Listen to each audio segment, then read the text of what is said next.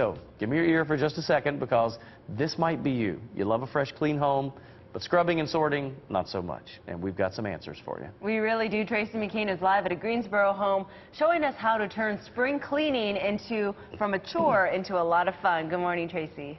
Hey, good morning. So what do you guys think is the first step to spring cleaning? Oh, my gosh. Dusting everything? Maybe. I'd say cleaning out my closets. Okay. Those are definitely steps. But before you even get to the process of cleaning, you want to plan. And that's where Hank Williamson with the Maids comes in. He's our pro for the morning. So why is planning important in scheduling? Well, planning, you want to identify where you want to clean, which rooms you want to clean. This is a deep clean. You're going to go through your whole house, your garage, maybe your basement. So you want to plan it. Then you want to budget your time. Is this going to be a weekend blitz, or are you going to do it over several days? You want to schedule it, get it on your calendar, and then you want to gather the supplies that you're going to need to get organized and clean. Okay. Then the thing is, just do it. Execute your plan. You've developed your plan, execute it, and then lastly, reward yourself. Okay, well, you mentioned organizing. So we have 3 bins here: bathroom, dusting, and kitchen. So let's go over some of the things that are in each one of these buckets. Okay, we recommend that you have a different bucket of supplies so that you don't cross-contaminate. So you don't want to be cleaning your bathroom with your kitchen buckets you got that and so forth. So, well, in this bucket we have our bathroom, and there's a few things that are kind of our secret cleaning tools. This is a pumice stone, and this is great for getting that hard water rings, especially if you've got well water in your toilet. You want to make sure it's wet and make sure it's a white porcelain toilet bowl, but this will get that ring out of the toilet. Okay. And then I see some toothbrushes in here, and that's probably for those, hard to reach areas around like the toilet. The toilet hinges one color, and then we use a different color to get around the sink and the faucet area. So you don't cross-contaminate. That's right. Again. Let's get to the kitchen really quickly and show some items that are in that bucket. So in the kitchen, we'll have an oven cleaner. Actually, we're going to recommend one that's made right here local in Greensboro, Citrus Safe. It's a whole line of products that are made locally here. You're going to have a good scrub brush and a good grout brush in the kitchen.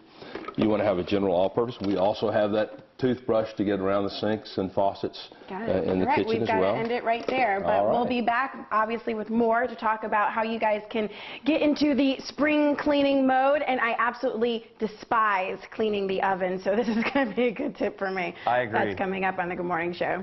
Probably the worst one, Tracy. I agree with that. Yeah. Okay, so Tracy put more information about the Maids of Greensboro and their tips, of course, to help you with spring cleaning online. And we've got it for you in the link section of digtriad.com. Here is a spring cleaning tip we can all use. If you don't need it, let it go. But that's so hard, right? It is. It is. Let's go to Tracy McCain talking about spring cleaning. Hi, Trace.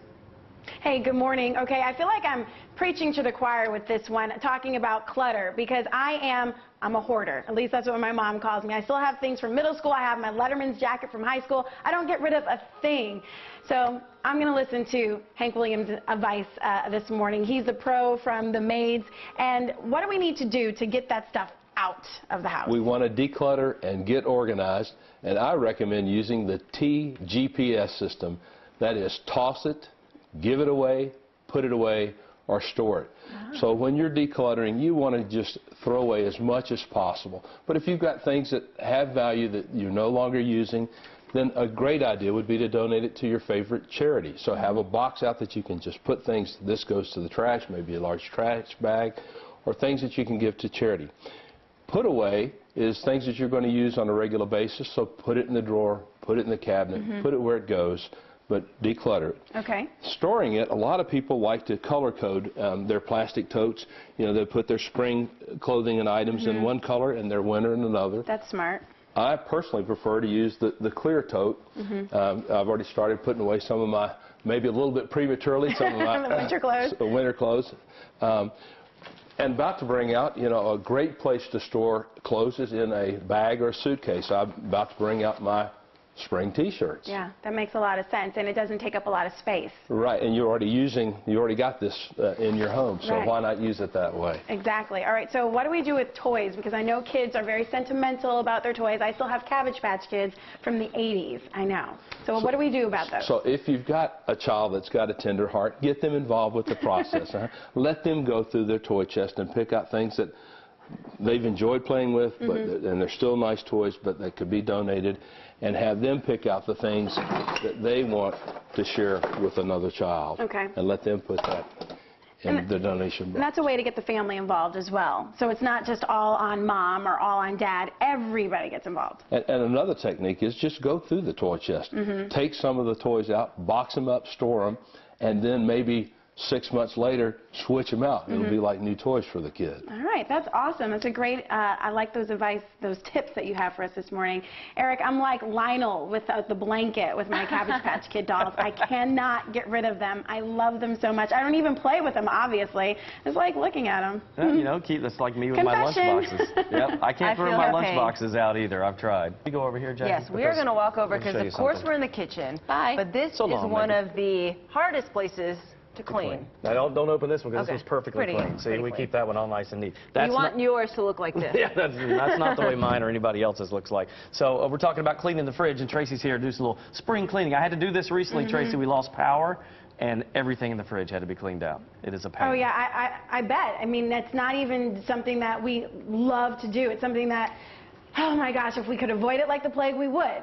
But we're going to get to the fridge in just a second. I want to bring in Hank Williamson with the Maids. And Hank, what are some of the other places that we really don't want to clean and some of the places we miss in the kitchen? Well, in the kitchen and in most rooms, the first place is to look up.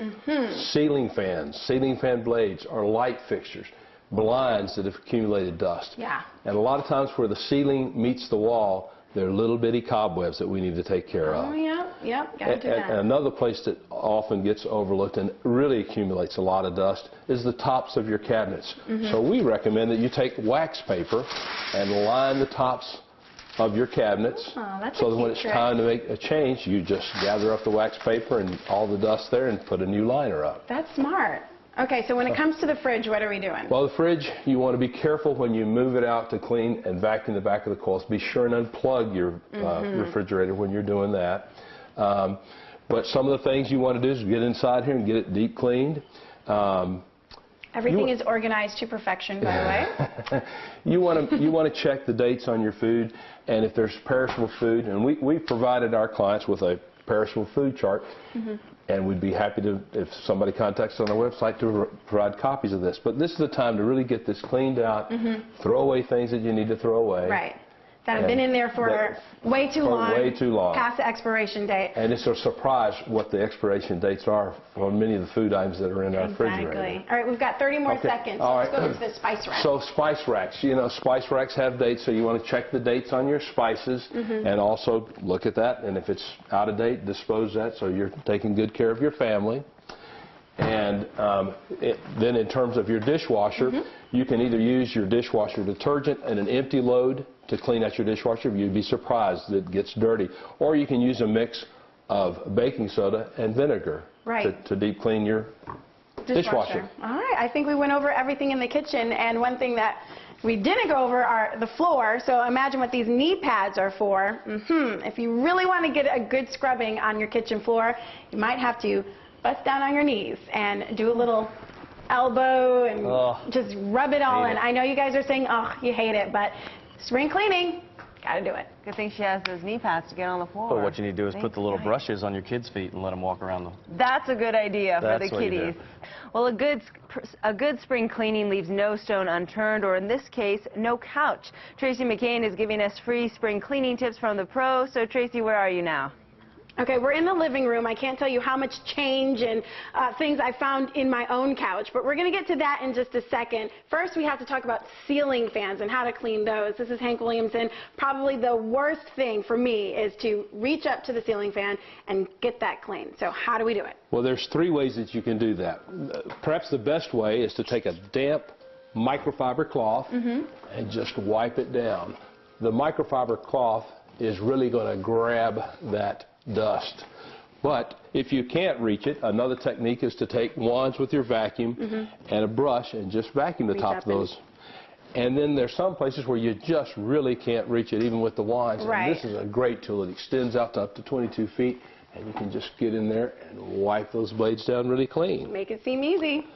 So when you're doing your spring cleaning this time of the year, it's a good time to check the air filters, because this is going to keep dust from collecting in your home. Right. And one of the things that we like to do when we change it out is to put a fragrance sheet, one of your dryer sheets in there. And that's it just brings a beautiful, wonderful aroma to your home. That is such a neat trick. And then also someone mentioned to me putting the date on your filter. That way you know when it's time to change it out. That's right. That's right. And if you forgot to change the batteries on your smoke detector, this is a good time when you're doing your deep clean to go ahead and make those changes out. So we look at things that are up high. You want to make sure there's no cobwebs up here where the wall meets the ceiling. But then you want to make sure that you're wiping the baseboards. And again, the microfiber, a damp microfiber just along these baseboards really grabs the dust, and that's often a place that's overlooked. Right. Now we go to the couch. And the couch, you know, getting underneath those cushions. Oh, yeah. That's where I'm looking for a 20. Nope. And yes, this is a favorite place to grab the change for the kids, right? But vacuuming underneath those cushions is a really important thing to do, to get the crayons and all the dust that's collected underneath there. And the most important thing to do is to reward yourself. After it's all said and done, after your weekend of hard work, how do we do that? Well, one suggestion. Yes, one suggestion is get your favorite alcoholic beverage. Or go out to dinner or see a good movie. But reward yourself after you've made this effort to do a deep spring clean. And I say we reward ourselves after this commercial break. Jackie, I'm going to send it back to you. Cheers to you, Tracy. Good job. You know what? I would probably reward myself after doing every little task.